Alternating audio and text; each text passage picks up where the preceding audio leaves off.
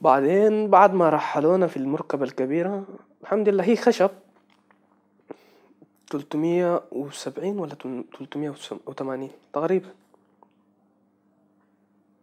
الحمد لله أنا يعني كنت متخيل البحر ده يا حبلعني يا طلعت يا نجيت، واحد من الاتنين، لكن لقيته كويس، أحسن من الصحراء.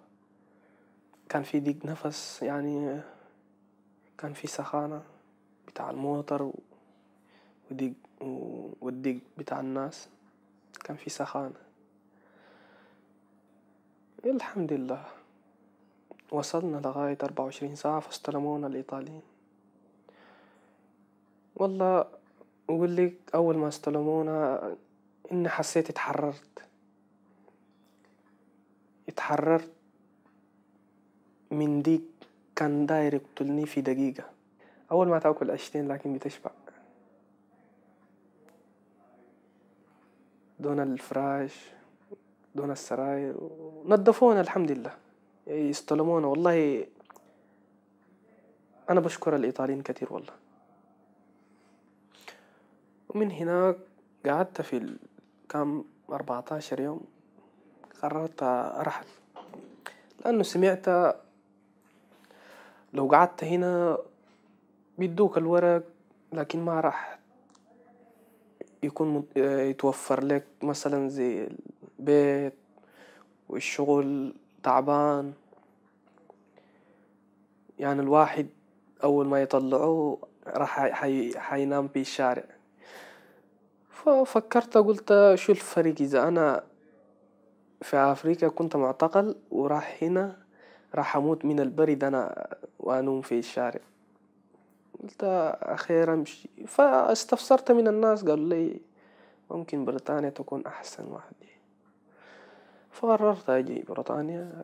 قمت من ميلانو، من بلزانو لميلانو، من ميلانو مشيت لفنتميليا، من فنتميليا مشيت لنيس، ومن نيس مشيت لباريس، ومن باريس جيت لكاليس. فهنا كانت دمان صعبة شوية، تقعد برا تنوم برا وما في أكل، زول بأكلك غير في ناس الصليب الأحمر ديل ولا بيدوك في اليوم وجبة واحدة. وما زنك إنك أنت كنت قاعدة تاكلي في ليبيا مرتين وجبتين في اليوم، وتجي في أوروبا تاكل لك وجبة واحدة. قلت حاولت مرتين ما نجح، البوليس مسكني ورجعني محل القطار. التالتة كان صاحبي معاي سوداني، مشينا نطينا السلك الشايك من فوق. هو نطه لكن أنا اتعرقت فوق السلك الشايك.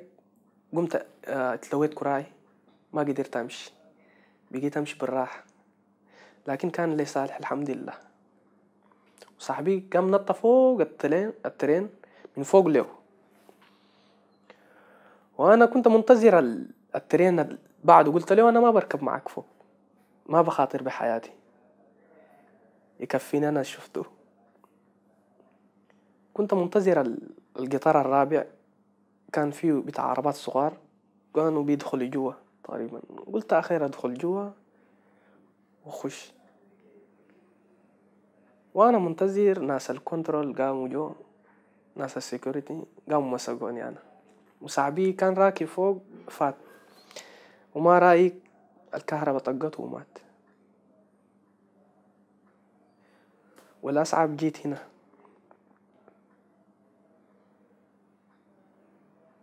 حكيت لهم ادوني رفيق. وفي سوداني بيتكلم تقرينيا؟ لا انت سوداني، انت متربي في السودان، مولود في السودان، انت سوداني. والله الحين انا برا، ما بيعطوني مصاريف ولا عندي بيت ولا اقدر اشتغل.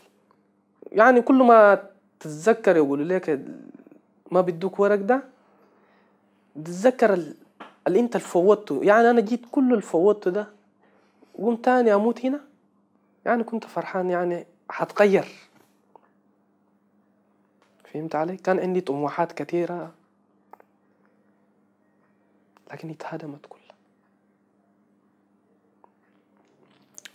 بس هو ذاته طالب مني فلوس،